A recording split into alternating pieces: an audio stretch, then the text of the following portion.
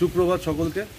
Traditional exclusive personal তালিমের ভিডিওটা আপনারা প্রচণ্ডভাবে পছন্দ করেছেন। থ্যাংক ইউ ভেরি মাচ সবাইকে। টু বি কন্টিনিউর পর সেকেন্ড পার্টটা আসছে। আমার বিশ্বাস, আশা করি আপনাদের এই ভিডিওটাও আগের মতোই ভালো লাগবে। তো একটাই কথা বলবো যে যারা দেখছেন তারা লাইক করুন, শেয়ার করুন এবং সাবস্ক্রাইব করুন। আর কমেন্ট করে আমাকে জানান কী ধরনের ভিডিও আপনারা এরপরে দেখতে পছন্দ করবেন বা কী ধরনের ভিডিও আপনারা চাইছেন। আমার আর কথা বলছি না, এবার সেকেন্ড পার্টটা আপনারা দেখুন এবং আমি কিন্তু আপনাদের কমেন্টের অপেক্ষায় রইল। That's it.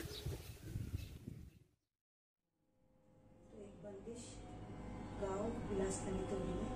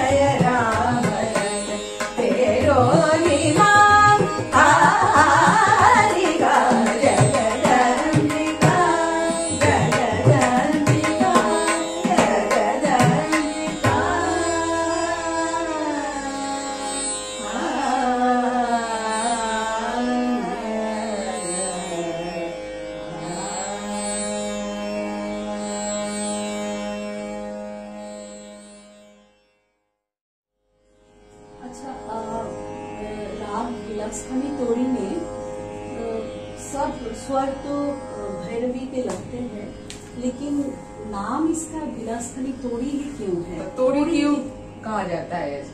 ये जरा हम दोनों को समझाइए थोड़ा सा। तोड़ी जी का मुख्य अंग है रेगा रेशा।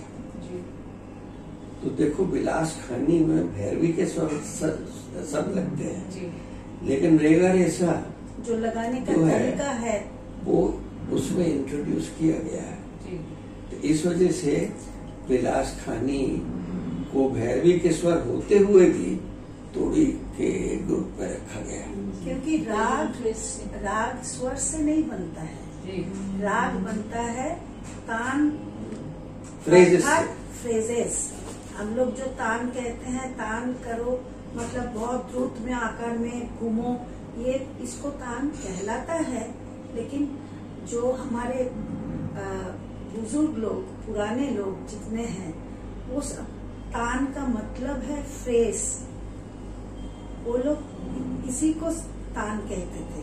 खैर, तो राग तोड़ी में रेगा रेसा, जैसा अंकल जी ने कहा कि रेगा रेसा इज द मेन फ्रेज ऑफ तोड़ी। जी और जो भैरवी में रेगा रेसा नहीं होता है, ज्यादातर तुम कर सकते हो, अगर राग को एस्टेब्लिश कर लो कुछ भी कर सकती हो। लेकिन विलासखानी तोड़ी में भैरवी का अंग है ही नहीं। सबसे मजे की बात ये है तो कोई मतलब स्वर सारे भैरवी के हैं, स्वर सारे भैरवी के हैं, लेकिन कोई भैरवी का अंग नहीं। गा पा धा नि धा, ये हो सकता है गा पा धा नि धा पा गा मा रे सा। अब गा पा धा नि ये खाली आ सकता है, क्योंकि है ना स्वर तो झलक एक भैरवी, लेकिन उसको कैसे निभाओगे तुम, वो देखना है। कि तोड़ी का अंग रखना बहुत जरूरी है विलासखानी तोड़ी में। और भैरवी का अंग तो भैरवी तो सदाबहार राग है, उसमें तो कोई विलासखानी आने का चांस ही नहीं है, अगर ठीक से तालीम हो। तो अब हमको एक द्रुत बंदिश सुनाओ, सवेरे का कोई राग इसमें सुनाए। अहिर भैरव। और ये पंडित रामाश्रय झा जी की बंदिश है, रामरण जी, और जो पहले गाया वो भी रामरण जी के हैं।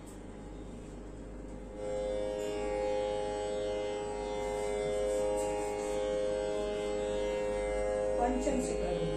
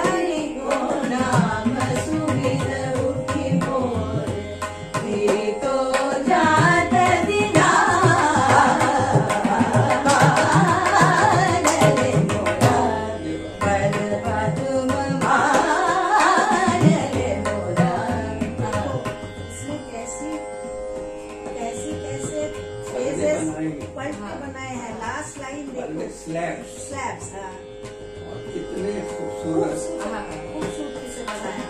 लास्ट लाइन फिर से गाओ। गीतो जा चलीला, गीतो जा चलीला,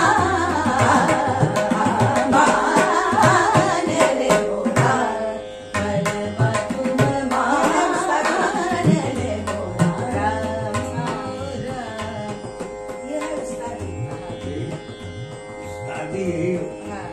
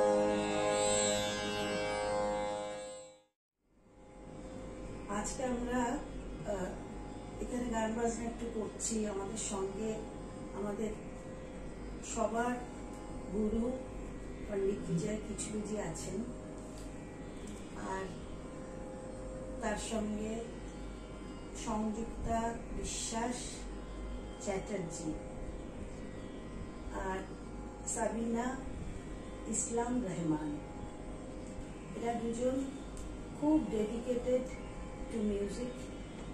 এদের সবার জন্য আপনারা আশীর্বাদ করবেন। আর আমাদের সাথে যে একজন বিশেষ অতিথি আজকে আছেন, তার নাম হলো সুশান্ত তালুকদার। সুশান্ত তালুকদার আসতে পারেনি আগের দিন, কিন্তু আমার আবার যেমন জর্দা ছাড়া পান তেমন তবলা ছাড়া গান এরকম লাগে আর কি, ভাল লাগে না, কিরকম যেন লাগে। তো যাই হোক, আজকে সুশান্ত তালুকদার আমাদের সঙ্গে তবলায় সঙ্গত করছেন। আর ও আসলে বহরমপুরের ছেলে। প্রথমে ও শিক্ষা শ্রী হারাধন দত্ত মহাশয়ের কাছে, যিনি জ্ঞানপ্রকাশ গোষ্ঠীর শিষ্য ছিলেন। তারপরে জ্ঞানপ্রকাশ গোষ্ঠীরই ছেলে মল্লার ঘোষের কাছে ও শিক্ষা।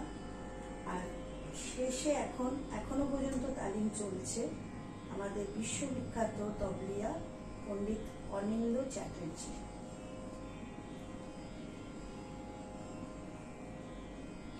এবারে আমরা একটুখানি কাজরি দিয়ে শুরু করি, কেননা এখন বর্ষাকাল, একটু কাজরি গাই। চলো।